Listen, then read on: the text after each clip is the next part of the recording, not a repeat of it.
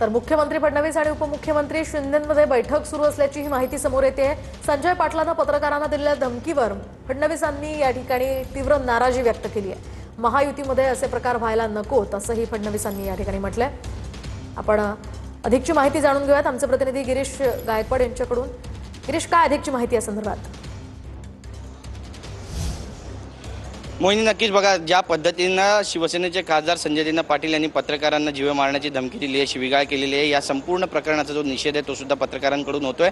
आणि आज कॅबिनेट संपल्यानंतर जेव्हा महाराष्ट्राचे मुख्यमंत्री देवेंद्र फडणवीस आणि उपमुख्यमंत्री एकनाथ शिंदे यांच्यात बैठक झाली, देवेंद्र फडणवीस यांनी सुद्धा तीव्र नाराजी व्यक्त केली आणि कठोर शब्दामध्ये या सगळ्यांची निंदा करत त्यांनी म्हटलेलं आहे की तुम्ही समज द्यायला हवी अशा खासदारांना। आणि 1 वर्षाचा त्यांनी पाडा सुद्धा वाचून दाखवला की महायुतीमध्ये अशा पद्धतीची विधानही खपून घेतली जाणार नाहीत आणि पत्रकारांबाबत अशा पद्धतीची भाषा सुद्धा सहन केली जाणार नाही, अन्यथा कारवाईला सामोरं जावं लागेल असं थेट इशारा दिलेला आहे। कारण ज्या पद्धतीची भाषेचा वापर संजय पाटील यांनी केला किंवा संजय राऊत यांनी केला, या सगळ्या प्रकरणानंतर कुठेतरी महायुतीवरती दबाव निर्माण झाला आणि गृह खातं नेमकं काय करतंय असा प्रश्न सुद्धा या निमित्ताने उपस्थित होतो। त्यामुळे आता महायुतीमध्ये संजय पाटील आहेत आणि त्यांनी या सगळ्या संदर्भामध्ये आपली भूमिका स्पष्ट करावी असं सुद्धा या बैठकीमध्ये कुठेतरी देवेंद्र फडणवीस यांचा सूर होता। त्यामुळे एकनाथ शिंदे आता नेमकं या सगळ्या संदर्भामध्ये काय भाष्य करणार आहे किंवा काय ॲक्शन घेणार आहेत या सगळ्या नेत्यांवरती, जे वाचावीर आहेत, जे वारंवार अशा पद्धतीची विधानं करतात, हे सुद्धा पाहणं तितकंच महत्त्वाचं ठरणार आहे। नक्कीच, धन्यवाद गिरीश दिलेल्या या सविस्तर माहितीसाठी।